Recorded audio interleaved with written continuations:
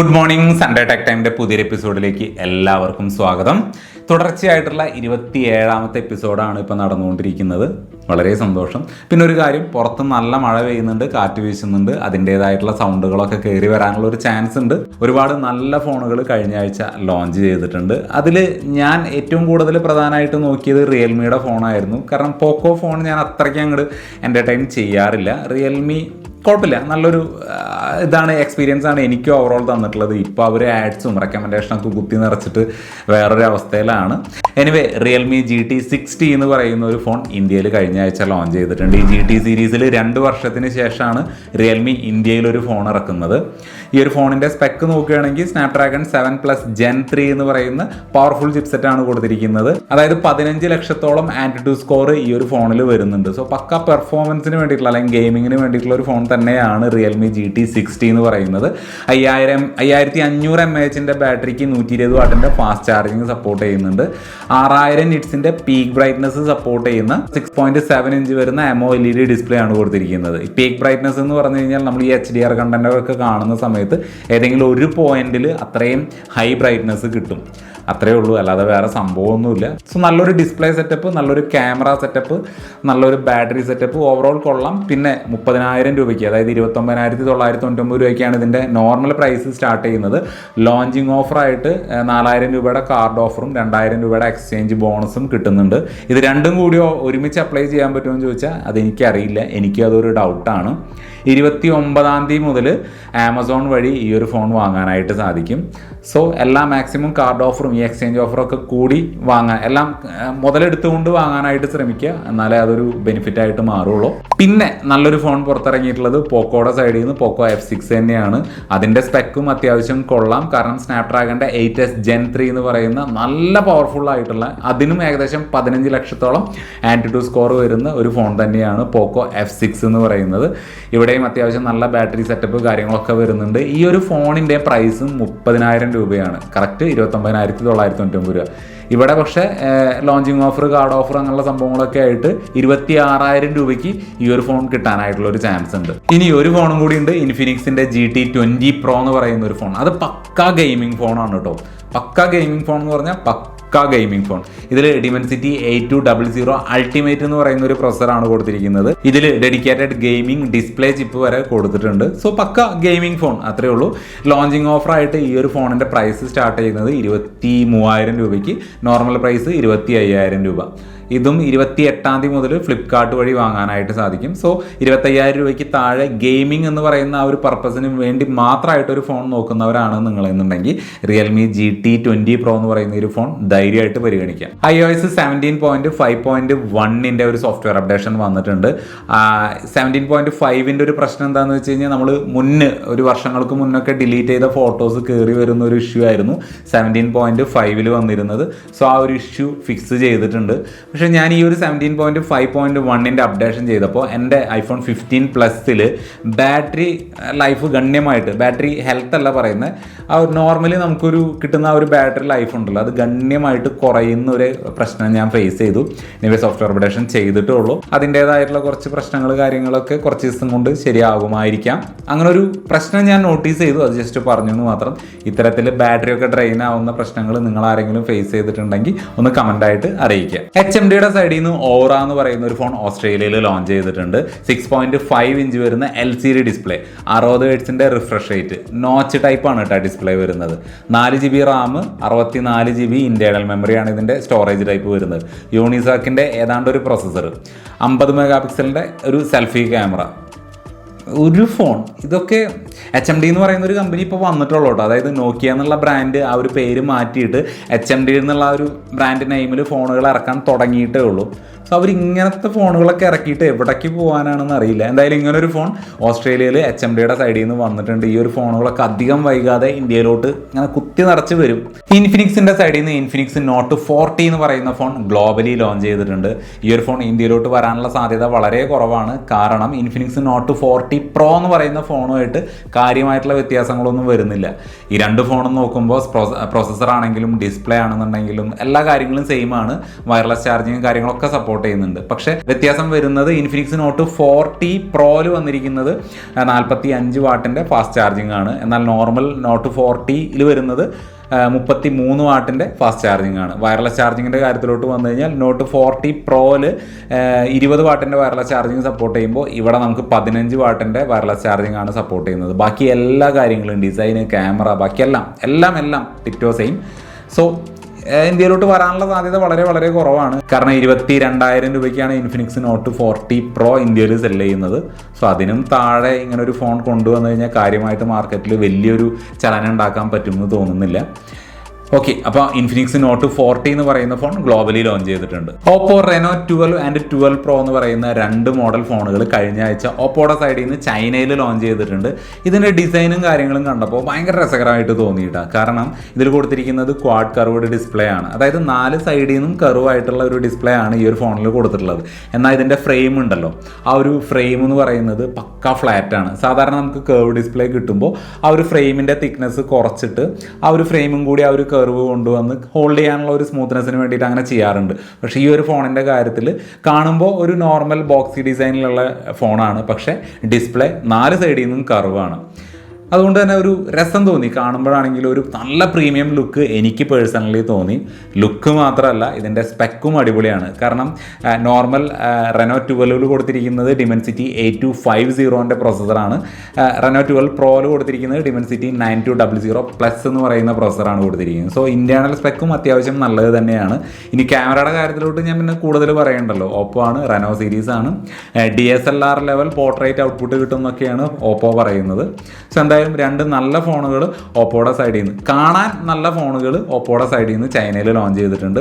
ഒരു 3-4 മാസം കഴിയുമ്പോൾ ഇന്ത്യയിലോട്ട് വരും. റിയൽമി GT 60യുടെ ആ ഒരു ഫോണിൻ്റെ ലോഞ്ച് ഇവൻറ്റിൽ റിയൽമിയുടെ സൈഡിൽ നിന്ന് ഒരു നെക്ക് ബാൻഡും അതുകൂടാതെ ഒരു TWSഉം പുറത്തു വന്നിട്ടുണ്ട്.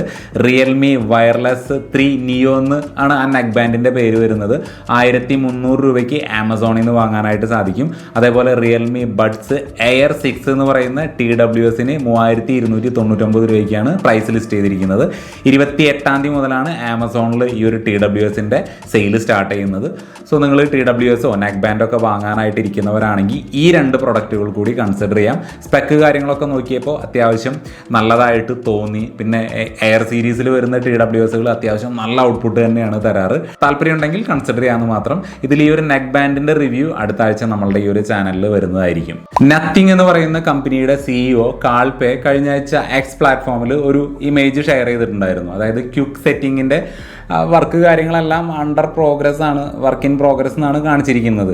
പക്ഷെ അത് വിട്ട് കളയാം. ആ ഒരു ഇമേജിൽ കൊടുത്തിരിക്കുന്ന, ആ ഒരു ട്വീറ്റിൽ കൊടുത്തിരിക്കുന്ന ഫോൺ എന്ന് പറയുന്നത് നത്തിങ് ഫോൺ 3 ആണെന്നും ആ ഒരു ഫോണിൻ്റെ പവർ ബട്ടണിന് താഴെയായിട്ട് അഡീഷണൽ ഒരു ബട്ടൺ കൊടുത്തിട്ടുണ്ട്. അതൊരു ക്യാപ്ചർ ബട്ടൺ, അതായത് ഫോട്ടോ ഒക്കെ ക്ലിക്ക് ചെയ്യാനുള്ള ഒരു ബട്ടൺ ആയിരിക്കാം, അല്ലെങ്കിൽ മറ്റെന്തെങ്കിലും ഫംഗ്ഷന് വേണ്ടിയിട്ടുള്ള അഡീഷണൽ ബട്ടൺ ആയിരിക്കാം എന്നുള്ളതാണ് ഇപ്പോഴത്തെ ഒരു ചർച്ചാ വിഷയം എന്ന് പറയുന്നത്.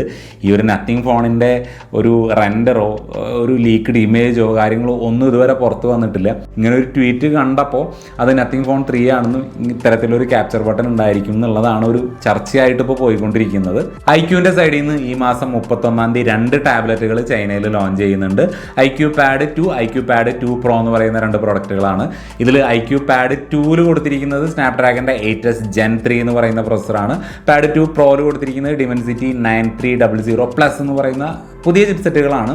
സോ 2 ടാബ്ലറ്റുകൾ ചൈനയിൽ ലോഞ്ച് ചെയ്യുന്നുണ്ട്. ഇന്ത്യയിലോട്ട് വരുമായിരിക്കാം എന്നാണ് പ്രതീക്ഷ. അതുകൂടാതെ പോക്കോയുടെ സൈഡിൽ നിന്ന് ഒരു ടാബ്ലറ്റ് കഴിഞ്ഞ ആഴ്ച ഗ്ലോബലി ലോഞ്ച് ചെയ്തിട്ടുണ്ട്. അതായത് മെയിൻലി ചൈനീസ് മാർക്കറ്റിൽ ലോഞ്ച് ചെയ്തിട്ടുണ്ട്. പോക്കോ പാഡ് തന്നെയാണ് അതിനും പേരിട്ടിരിക്കുന്നത്. ഇതിൻ്റെ ഒരു സ്പെക്ക് നോക്കുകയാണെങ്കിൽ സ്നാപ്ഡ്രാഗൺ 7S Gen 2ൻ്റെ പ്രോസസ്സറാണ് വരുന്നത്. സോ 20,000 രൂപയ്ക്ക് താഴെയൊക്കെ ആയിരിക്കും ഇതിൻ്റെ പ്രൈസ് വരാനായിട്ട് പോകുന്നത്. ഇന്ത്യയിലോട്ട് ഈ ഒരു ടാബ്ലറ്റ് വരും തന്നെയാണ് കേട്ടോ മൊത്തത്തിലുള്ളൊരു സംസാരം. 10,000 mAh ബാറ്ററിക്ക് 33 വാട്ട് വാട്ടിൻ്റെ ഫാസ്റ്റ് ചാർജിങ് സപ്പോർട്ട് ചെയ്യുന്നുണ്ട്. 12.1 ഇഞ്ചിൻ്റെ LCD ഡിസ്പ്ലേ ആണ് കൊടുത്തിരിക്കുന്നത്. 2.5Kയുടെ റെസൊല്യൂഷൻ ഈ ഒരു ഡിസ്പ്ലേയിൽ കിട്ടുന്നുണ്ട്. 120 ഹെർട്സിൻ്റെ റിഫ്രഷ് റേറ്റും സപ്പോർട്ട് ചെയ്യും. സോ ഒരു 16,000-17,000 രൂപയ്ക്കൊക്കെ ഇത് ഇന്ത്യയിൽ വരികയെന്നുണ്ടെങ്കിൽ അത്യാവശ്യം വിറ്റ് പോകാനുള്ള ഒരു ചാൻസ് ഉണ്ട്. കാരണം ഹൈപ്പർവൈസ് ആണ് ഈ ഒരു ടാബ്ലറ്റിൽ ഇൻബിൽഡ് ആയിട്ട് വരുന്നത്. നമ്മൾ കഴിഞ്ഞ ന്യൂസിൽ പറഞ്ഞ പോലെ വിവോയുടെ സൈഡിൽ നിന്ന് Y200 GT അതേപോലെ Y200T എന്ന് പറയുന്ന 2 മോഡൽ ഫോണുകൾ കഴിഞ്ഞ ആഴ്ച ചൈനയിൽ ലോഞ്ച് ചെയ്തിട്ടുണ്ട്. ഇന്ത്യയിലോട്ട് വരുമോ ഇല്ല എന്നുള്ളതൊക്കെ കാത്തിരുന്ന് തന്നെ കാണേണ്ടി വരും. ഇതിൽ ഈ ഒരു GT എന്ന് പറയുന്ന മോഡലുണ്ടോ, Y200 GT എന്ന് പറയുന്നത്, അതിൻ്റെ ഡിസൈൻ കണ്ടപ്പോൾ IQ12ൻ്റെ ഒരു ചായകാച്ചൽ പോലെ എവിടെയൊക്കെയോ എനിക്ക് തോന്നി, ഒരു മിനി വെർഷൻ പോലെ തോന്നി. ഇനി ഇന്ത്യയിലോട്ട് വരികയാണെങ്കിൽ നമുക്ക് കൂടുതൽ സംസാരിക്കാം. അതുകൂടാതെ വിവോയുടെ സൈഡിൽ നിന്ന് X Fold 3 Pro എന്ന് പറയുന്ന ഒരു ഫോൾഡബിൾ ഫോൺ അടുത്ത മാസം 6-ം തീയതി ഇന്ത്യയിൽ ലോഞ്ച് ചെയ്യുന്നുണ്ട്. അതിൻ്റെ ഒഫീഷ്യൽ ടീസർ കാര്യങ്ങളെല്ലാം വിവോ തന്നെ പുറത്തിറക്കിയിട്ടുണ്ട്. ഈ ഒരു ഫോണിൻ്റെ ഏറ്റവും വലിയ പ്രത്യേകതയായിട്ട് പറയുന്നത് 11.1 mm മാത്രമായിരിക്കും ഇതിൻ്റെ ആ ഒരു ഡിസ്പ്ലേ ക്ലോസ് ചെയ്താലുള്ള ഒരു തിക്നെസ് എന്ന് പറയുന്നത്. അത്രയും തിന്നായിട്ടാണ് ഈ ഒരു ഫോൺ വരുന്നത്. 236 ഗ്രാമാണ് ഇതിൻ്റെ ഒരു വെയിറ്റ് എക്സ്പെക്ട് ചെയ്യുന്നത്. അതായത് iPhone 14 Pro Maxനേക്കാൾ വെയിറ്റ് കുറവായിരിക്കും ഈ ഒരു ഫോൾഡബിൾ ഫോണിന്. 5700 mAh ബാറ്ററി വരുന്നുണ്ട്. 100 വാട്ടിൻ്റെ ഫാസ്റ്റ് ചാർജിങ് കാര്യങ്ങളൊക്കെ സപ്പോർട്ട് ചെയ്യും. ഇതെല്ലാം കൂടാതെ 8K പോലുള്ള ഹൈ റെസൊല്യൂഷൻ വീഡിയോ റെക്കോർഡിങ്ങും പോസിബിൾ ആയിരിക്കും. സോഫ്റ്റ്വെയർ സൈഡിൽ നോക്കുകയാണെങ്കിൽ ഗൂഗിളിൻ്റെ ജെമിനൈ AI ഡയറക്റ്റ് ഇൻ്റഗ്രേറ്റ് ചെയ്തിട്ടുണ്ടാവും. ഇത്രയും കാര്യങ്ങളെല്ലാം ഉണ്ടെങ്കിലും ഇതിൻ്റെ പ്രൈസ് എക്സ്പെക്റ്റ് ചെയ്യുന്നത് 80,000 രൂപയ്ക്ക് താഴെയാണ്. മിക്കവാറും 1 ലക്ഷത്തിന് പോവും. പക്ഷേ മൊത്തത്തിലുള്ളൊരു സംസാരം 80,000 രൂപയ്ക്ക് താഴെ കിട്ടും എന്നുള്ളതാണ്. 80,000 രൂപയ്ക്ക് താഴെ ഈ ഒരു ഫോൺ വരികയാണെന്നുണ്ടെങ്കിൽ മറ്റ് ഫോൾഡബിൾ കമ്പനികളിലും പ്രത്യേകിച്ച് സാംസങ്ങിനൊക്കെ ഒന്ന് പേടിപ്പിക്കാനായിട്ട് ഇതിന് സാധിക്കും എന്നാണ് എനിക്ക് തോന്നുന്നത്. എന്തായാലും ജൂൺ 6-ം തീയതി ഈ ഒരു ഫോൺ ഇന്ത്യയിൽ ലോഞ്ച് ചെയ്യുന്നുണ്ട്. ഫയർബോൾട്ടിൻ്റെ സൈഡിൽ നിന്ന് 4G Pro Volt Calling എന്ന് പറയുന്ന ഒരു സ്മാർട്ട് വാച്ച് കഴിഞ്ഞ ആഴ്ച അവർ പുറത്തിറക്കിയിട്ടുണ്ട്. ഈ ഒരു വാച്ചിൻ്റെ പ്രത്യേകത എന്ന് പറഞ്ഞാൽ അവരുടെ ഒരു ഡ്രീം എന്ന് പറയുന്ന ഒരു സ്മാർട്ട് വാച്ച് പുറത്തിറക്കിയിട്ടുണ്ടായിരുന്നു ഒരു 6 മാസം മുന്നേ. അതിലത്തെ പോലെ തന്നെ ഇതിലും നമുക്ക് സിം ഇടാനായിട്ട് സാധിക്കും. സോ ഒരു സ്മാർട്ട് ഫോണിനെ റീപ്ലേസ് ചെയ്ത് പകരം സ്മാർട്ട് വാച്ച് മതി എന്നുള്ള ഒരു കൺസെപ്റ്റിലാണ് ഫയർബോൾട്ട് ഈ ഒരു സ്മാർട്ട് വാച്ച് പുറത്തിറക്കിയിട്ടുള്ളത്. പക്ഷേ ഈ ഒരു ഡ്രീം എന്ന് പറയുന്ന വാച്ചിൻ്റെ പ്രശ്നം എന്തായിരുന്നു എന്ന് വെച്ച് കഴിഞ്ഞാൽ ബാറ്ററി പെട്ടെന്ന് ഡ്രെയിൻ ആയി പോവുക, ഓവർ ഹീറ്റിങ് അതുപോലുള്ള കാര്യങ്ങളൊക്കെ ആ ഒരു വാച്ചിലുണ്ടായിരുന്നു. ഇതിലുണ്ടാവുമോ ഇല്ല എന്നുള്ളത് കാത്തിരുന്ന് തന്നെ അറിയേണ്ട വരും. എനിവേ ഈ ഒരു വാച്ചിൻ്റെ പ്രൈസ് ഇപ്പോൾ സ്റ്റാർട്ട് ചെയ്യുന്നത് 2,999 രൂപയ്ക്കാണ്. ലോഞ്ചിങ് ഓഫർ ആണോ എന്നുള്ളത് അറിയില്ല. ആമസോണിൽ ഇപ്പോൾ അവൈലബിൾ ആണ്. താല്പര്യമുള്ളവർക്ക് അവിടെ പോയി നോക്കാം. കൂടുതൽ ഡീറ്റെയിൽ അവിടെ മെൻഷൻ ചെയ്തിട്ടുണ്ട്. മോട്ടോറോളയുടെ സൈഡിൽ നിന്ന് മോട്ടോ G85 എന്ന് പറയുന്ന ഒരു ഫോൺ അധികം വൈകാതെ ഇന്ത്യ അടക്കം ഗ്ലോബലി ലോഞ്ച് ചെയ്യുന്നതായിരിക്കും. കാരണം ഗീക്ക് ബഞ്ച് വെബ്സൈറ്റിൽ ഇതിൻ്റെ ഡീറ്റെയിൽ കാര്യങ്ങളെല്ലാം വന്നിട്ടുണ്ട്. സോ 20,000 രൂപയ്ക്ക് താഴെ മോട്ടോറോളയുടെ സൈഡിൽ നിന്ന് മോട്ടോ G85 എന്ന് പറയുന്ന ഫോൺ അധികം വൈകാതെ വരും. Vivo S19 and S19 Pro എന്ന് പറയുന്ന 2 മോഡൽ ഫോണുകൾ ഈ മാസം 30-ം തീയതി ചൈനയിൽ ലോഞ്ച് ചെയ്യുന്നുണ്ട്. ഒരു ഫ്ലാഗ്ഷിപ്പ് ലെവലിലുള്ള സ്പെക്കാണ് ഇതിൽ കൊടുത്തിരിക്കുന്നത്. ഇതിൻ്റെ ഡിസൈൻ കണ്ടപ്പോൾ Oppo Reno 11 സീരീസിൻ്റെ ആ ഒരു ക്യാമറ മൊഡ്യൂൾ പോലെ എനിക്ക് പേഴ്സണലി തോന്നി. എനിവേ ഇതിൻ്റെ ഒരു സ്പെക്കിലോട്ട് നോക്കുകയാണെങ്കിൽ ഇതിൻ്റെ കർവ് ഡിസ്പ്ലേ ആണ് കൊടുത്തിരിക്കുന്നത്. Dimensity 9200 പ്ലസിൻ്റെ ചിപ്സെറ്റാണ് എക്സ്പെക്ട് ചെയ്യുന്നത്. അതുകൂടാതെ LPDDR5Xൻ്റെ റാം ടൈപ്പാണ് വരുന്നത്. സോ മൊത്തത്തിലൊരു ഫ്ലാഗ്ഷിപ്പ് ലെവലിലുള്ള S സീരീസിൽ 2 ഫോണുകൾ ചൈനയിൽ ലോഞ്ച് ചെയ്യുന്നുണ്ട്. വിവോയുടെ സൈഡിൽ നിന്ന് ഈ ഒരു S സീരീസിലുള്ള ഫോണുകൾ ഇതുവരെ ഇന്ത്യയിൽ ലോഞ്ച് ചെയ്തിട്ടില്ല. അതുകൊണ്ട് തന്നെ ഈ 2 ഫോണുകളും ഇന്ത്യയിലോട്ട് വരുമോ ഇല്ലയോ എന്നുള്ള കാര്യത്തിൽ ഒരു ഗ്യാരണ്ടിയും പറയാനായിട്ട് സാധിക്കില്ല. മാജിക് എഡിറ്റർ എന്ന് പറയുന്ന ഒരു AI ഫീച്ചർ Pixel 6, 7 സീരീസിലൊക്കെ ഇപ്പോൾ അവൈലബിൾ ആണ്. സോ നിങ്ങൾ Pixel 7, Pixel 6 ഫോണുകളൊക്കെ ഉപയോഗിക്കുന്ന ആളുകളാണെന്നുണ്ടെങ്കിൽ ഫോട്ടോസ് എന്ന് പറയുന്ന ഒരു ആപ്പ് ഉണ്ടല്ലോ, അതിൽ പോയി കഴിഞ്ഞാൽ ഈ ഒരു എഡിറ്റർ ആപ്പൊക്കെ ഒന്ന് ട്രൈ ചെയ്ത് നോക്കുക. നിങ്ങൾക്കത് ഫ്രീ ആയിട്ട് ഇപ്പോൾ യൂസ് ചെയ്യാനായിട്ട് സാധിക്കും. മറ്റ് ഫോണുകളിൽ അതായത് ഫോട്ടോസ് എന്ന് പറയുന്ന ആപ്ലിക്കേഷൻ യൂസ് ചെയ്യുന്നവർക്കും ആ ഒരു ഫീച്ചർ കിട്ടും.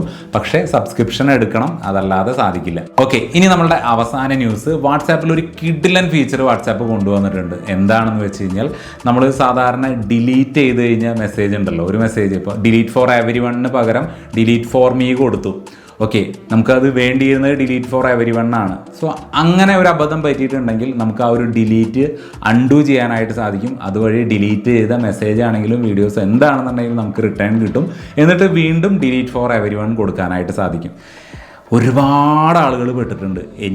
ഞാനും പേഴ്സണലി പെട്ടിട്ടുണ്ട്. എൻ്റെ പല ഫ്രണ്ട്സും ഇതുപോലെ ഡിലീറ്റ് ഫോർ എവരി വൺ എന്ന് പറഞ്ഞിട്ട് കൊടുക്കേണ്ടതിന് പകരം ഡിലീറ്റ് ഫോർ മീ കൊടുത്തിട്ട്, പ്രത്യേകിച്ച് ഗ്രൂപ്പുകളിലൊക്കെ ഓരോ മെസ്സേജ് പോയിട്ടേ എന്തോ എനിവേ ആ ഒരു പ്രശ്നത്തിന് ഇപ്പോൾ പരിഹാരമായിരിക്കുകയാണ്.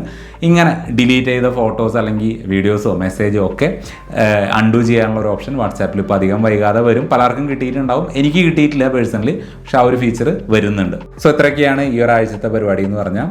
ഇനി വരാൻ പോകുന്നത് iQന്റെ Z9X എന്ന് പറയുന്ന ഒരു ഫോണിൻ്റെ ഡീറ്റെയിൽഡ് റിവ്യൂ ഞാൻ അപ്ലോഡ് ചെയ്യുന്നുണ്ട്. ഫോൺ ഇവിടെ വന്നിട്ടുണ്ട്. വേറെ എന്താ ഒരു ഫോണിനെ കുറിച്ച് കൂടുതൽ എന്തെങ്കിലും അറിയണമെന്നുണ്ടെങ്കിൽ അത് കമൻറ്റായിട്ട് ചോദിക്കാം. വീഡിയോസ് ഇഷ്ടപ്പെടുന്നുണ്ടെങ്കിൽ ലൈക്ക് ചെയ്യാനും ഷെയർ ചെയ്യാനും കമൻറ്റ് ചെയ്യാനും ചാനൽ സബ്സ്ക്രൈബ് ചെയ്യാനും ഒരു മടിയും കാണിക്കരുത്. മഴക്കാലമാണ്, പുഴകളിലും തോടുകളിലും കുളങ്ങളിലൊക്കെ കുളിക്കാൻ ഇറങ്ങുന്നവരൊക്കെ നോക്കുക, ശ്രദ്ധിക്കുക. അപകടങ്ങൾ വന്നിട്ട് പിന്നെ വിഷമിച്ചിട്ട് കാര്യമില്ല. സോ ഈ ആഴ്ചത്തെ എപ്പിസോഡ് ഇവിടെ അവസാനിക്കുന്നു. അടുത്തൊരു വീഡിയോയിൽ വീണ്ടും കാണാം. Good bye.